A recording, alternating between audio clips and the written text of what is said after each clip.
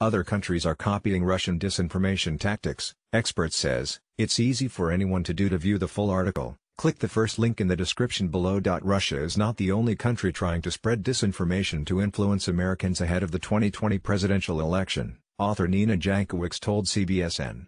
Jankowicz, who wrote the book How to Lose the Information War, said the U.S. needs a joined-up government response to disinformation, which she defined as false or misleading information used with malign intent.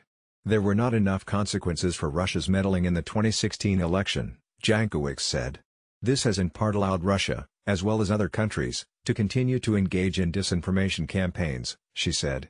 China's certainly been engaging in similar tactics, although they're a little bit less, I would say, practiced at exploiting our societal fissures as Russia, she said. Iran has been doing it again in support of Iranian policy.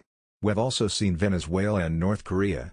I mean, it's easy for anyone to do, unfortunately. Jankowicz was critical of President Donald Trump's messaging toward Russian President Vladimir Putin. You know, we've heard a lot recently about Chinese disinformation and COVID-19. I only wish the Trump administration had been so bullish about Russian disinformation, she said. While there are entities in the federal government dealing with disinformation and cybersecurity, there is not a joint effort, Jankowicz said.